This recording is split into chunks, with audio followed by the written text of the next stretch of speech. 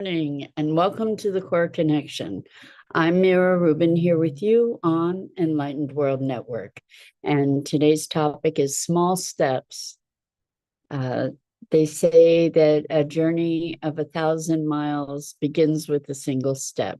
And oftentimes we don't acknowledge or recognize the small progress that we make toward our intended outcome or destination, but small steps cumulatively get us to where we are desiring to go. So we'll be talking about the value of small steps today. But before we get started, let's take a minute or two to get present. Let's take a deep breath in through your nose and hold it. And imagine clean, crisp oxygen flooding your lungs, flowing into your bloodstream, nourishing all your cells, all your organs, bringing vital life energy to your body and being. And as you exhale, exhale any tension, stress, negativity, fatigue. And now let's take another deep breath in through your nose and hold it. This time, imagine brilliant, bright light, lighting you up from the inside out, illuminating, electrifying, and energizing all your cells, your molecules, your electrons, creating a brilliant beam of light and energy from your heart out into the world. And as you exhale, exhale any remaining tension, stress, negativity, fatigue. And now let's press our palms together. Vigorously rub your hands together to feel the friction, the temperature, the pressure, the motion, the tickling and tingling when you stop, and allow all those sensations to bring you present right here, right now, into this remarkable physical form that enables us to experience life. Welcome, welcome, welcome. So today we're talking about small steps. Sometimes it feels like we're stuck or mired and that we don't know how to extricate ourselves from that muck and mire, perhaps. And it is particularly in those times when the small steps can be most gratifying if we allow ourselves to recognize them, if we allow ourselves to acknowledge the simple wins, the little things that actually are affirming our deeper commitments and taking us in the direction that we are desiring for ourselves or choosing for ourselves. And it can be the simplest thing. One of the things in my practice, in my coaching practice, that is very important, and oftentimes the clients don't even recognize how important it is to keep a breakthrough journal, a bullet list, really. It doesn't have to be lengthy journal entries, but even just a bullet list of wins, of breakthroughs, of the littlest things even that indicate that there's been some movement, some change, some transformation. Recognizing these little things actually serves to empower us and to accelerate our momentum, or to at least maintain it, to give us the reassurance that in fact change is occurring, that in fact there is some movement, because we can often feel so stuck that we don't even recognize these subtle transformations that cumulatively get us to where we're intending to go, that that affirm to us that indeed we are moving in the direction of our intention. And just that confirmation of movement, however small it may be, allows us to become more heartened, allows us to keep the faith, so to speak, to maybe even muster the energy required for renewed effort. And it also nurtures hope, and hope, not hopium, which is hope that is sort of not grounded in any way, but true hope, which is grounded in a somewhat evidentiary context. To hope against the hopeless, I don't know that that's what we're really talking about. I think we're really more talking about recognition that I guess true hope is something that we can affirm, that we can validate, perhaps. And so these entries in a breakthrough journal are validations, are proofs, evidences of our movement, of transformation, of potentials, actually not even just potentials, but manifested, fulfilled potentials. And when we give ourselves those kinds of evidences, they act as fuel for further fulfillments, to say, oh, there really is change. Good morning, Rosalind. Welcome. So good to have you joining us. I know that you, among so many other people, have traveled to witness the eclipse today. And I understand that the next one of this magnitude isn't supposed to be till 2040 something. So good for you to be really taking in this phenomena that that nature provides us. I wish you a wonderful, wonderful trip and experience, witnessing this with, hopefully with a bunch of other people that are doing the same. So right now we're talking about small steps, and really more than the small steps, as important is recognizing those small steps, is recognizing when we have stepped out of habituated patterns that we are looking to transmute or transcend, or even well, defy. So these small steps, it's really a pattern of change, that change can happen. It's not always cataclysmic. It often happens in increments. It often happens in increments that can be so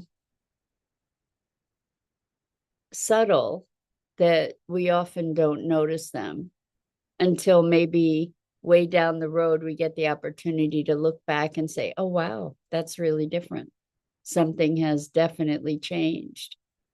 But it's wonderful to be able to see the seeds of those changes as they occur incrementally, and to give ourselves the acknowledgement, which provides encouragement to keep on keeping on. I can't say how many times I've spoken to people and they say, well, nothing's changed.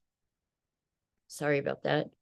And in fact, it's not that nothing's changed. It's just that the change was subtle. And this is something that we practice in the core connection process that I do with folks, where we're observing a condition, some sort of circumstance. And as we observe it, I ask, what's changed? What, if anything, is changing? Or what has changed? And oftentimes, people will say, well, not much, which prompts me to say, well, if you're saying that not much has changed, what I'm hearing is that there is a small change. What change might that be? And recognizing these small changes allows us to recognize that things are not static, that in fact, there is movement. In fact, there is transition, transformation, shift, that there is some kind of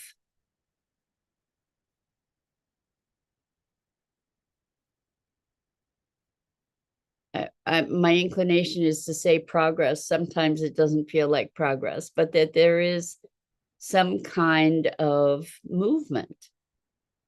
And when there's movement, there's the beginning of some kind of momentum that can be grasped or harnessed, rather, to stay in motion. So when there's movement, it's that the inertia has been overcome in some way, shape, or form. When there's movement, there's potential, there's possibility. When something is stagnant,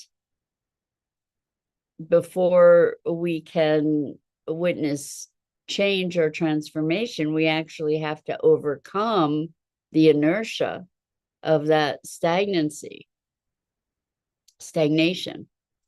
So recognizing even the smallest steps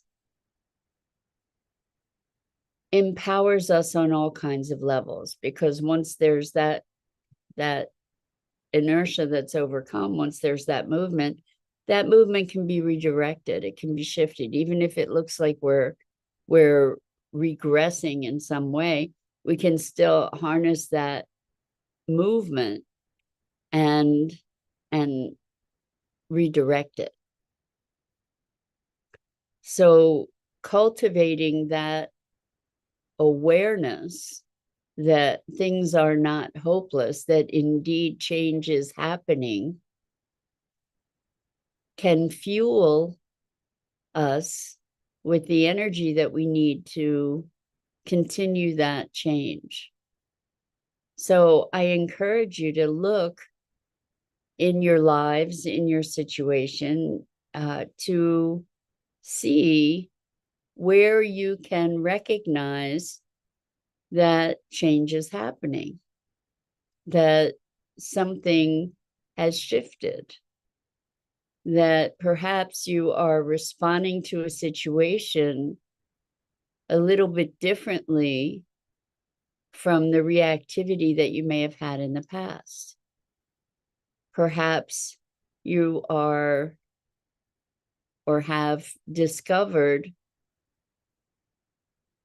less reactivity in yourself, maybe more presence in a given situation, maybe more motivation or creativity or proactiveness, perhaps, than you might have had previously.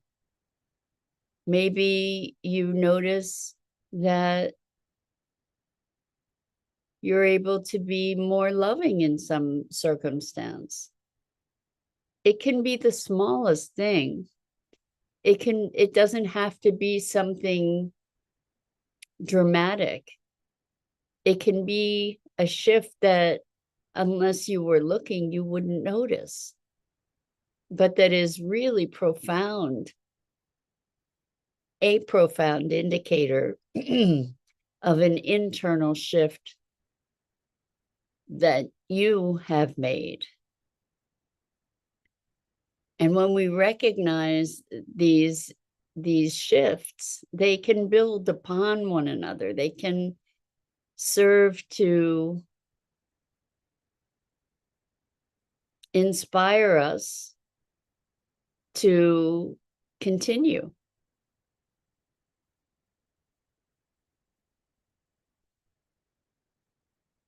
To feel that we're closer, even if it might be the smallest step closer, that we're closer to the fulfillment of a deeper intention.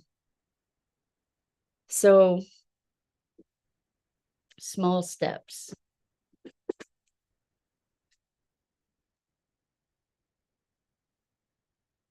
I think it's interesting how we can be so willing and ready to look at the negative, to focus on the negative, to tell ourselves that this is the same old story, this is the same old challenge that I've been facing for forever. And we will essentially sort for sameness, look at what is the same, particularly in negative situations. I've just noticed that pattern in people, that we can very readily sort for the negative sameness. And I don't know if that's because we have a desire for continuity, even at the cost of our well-being, or I'm not really sure what drives that interpretation. But the one constant is change. And if we're not seeing change, then the likelihood is that we're not seeing what's truly there. So we can sort for continuity, but it's often at the expense of a lot of information that we are willfully ignoring in some way, shape, or form, that there is change. And I know the saying, everything changes and still stays the same. And I guess on some levels that's true. But when we can allow ourselves to sort for, or filter for, or look for what's changing, particularly when it comes to undesirable behaviors within ourselves, when we can look for what's changing, that can activate us to engage even more fully with that change, with that process, with that transformation. And it serves as a positive reinforcement to recognize that change. It serves as a positive reinforcement. Even when things look like we might be backsliding, even when it looks like we're regressing, we can recognize that whatever that quote unquote regression is coming from a at least slightly different context. That while old behaviors may make themselves apparent, we are not the same in those old behaviors as we had been when we experienced them previously. So this is what I call or what is called perhaps the spiral of change, that we revisit issues oftentimes again and again and again. However, the person that we are in that revisiting is not the same person who had visited those issues previously. There has been change. So the perspective that we can have, the perspective that's available to us, the experience that's available to us in that revisiting is on another octave, is on another plane, is now a function of our newer experience. And we can use that new experience, that new perspective, to create a new awareness, a new interpretation, new insight, new dimension of understanding of whatever that thing is that is being revisited. So we can elevate ourselves and elevate our process as we move through these spirals. I can't say how many times I myself and clients have said, oh my gosh, I thought I had dealt with this already, right? But the thing is that there are dimensions of these things that we deal with. And I believe that at some time, those dimensions become the whole and are complete, and something, an issue can be completed, not to need revisiting again and again and again. But along the way, there are all these different aspects. It's like there's a deep matrix, a network, a mycelial sort of interchange of beliefs and patterns and behaviors that over time we're able to unentwine, disentangle, until eventually they just dissipate. But in the meantime, there's so much familiarity. It seems familiar. So when we have these occasions that we revisit some of these things, what we can look for is what's different, rather than sorting for what's the same about it, what's the continuity in it. We can look at, well, yes, I've seen this so many times before, but what's different about seeing it now? What have I learned? What's available for me to recognize now that I couldn't recognize previously? What can I experience in this revisitation now that I didn't have the capacity for previously? What insight can I gain now that wasn't available to me before? What small steps have I taken to get to this new place? Even if it might appear subtle, there are changes. And recognizing those changes again can be a tremendous source of empowerment, can be a tremendous source of activation, reinforcement, energy to move forward into the fulfillment of our intentions. And so many of us have intentions to heal.